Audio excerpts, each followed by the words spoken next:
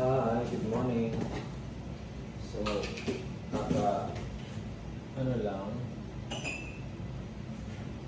gising. Pero kanina pa ako gising. Ngayon lang bumuhat sa bed. Nagluluto tayo ng breakfast. So, may tayong rice.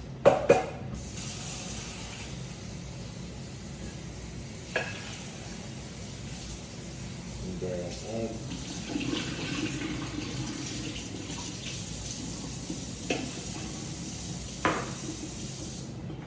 Ayan.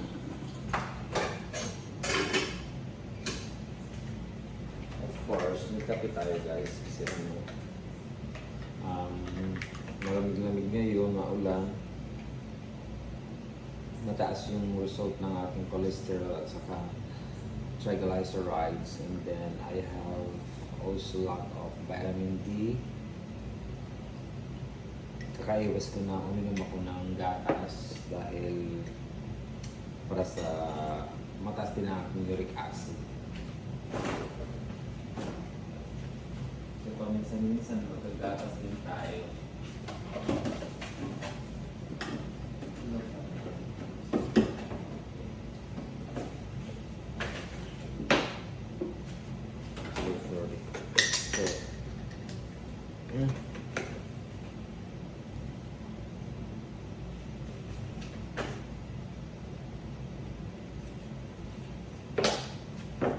Ito yung gatas.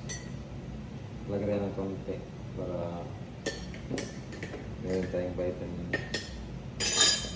Of course, kailangan natin mag-supplement.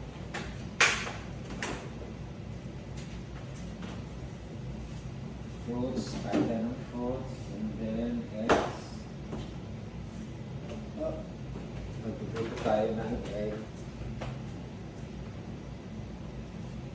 And then, meron tayong, of course, ang gagamitin natin is olive oil. Yan, later na tayo mag-break.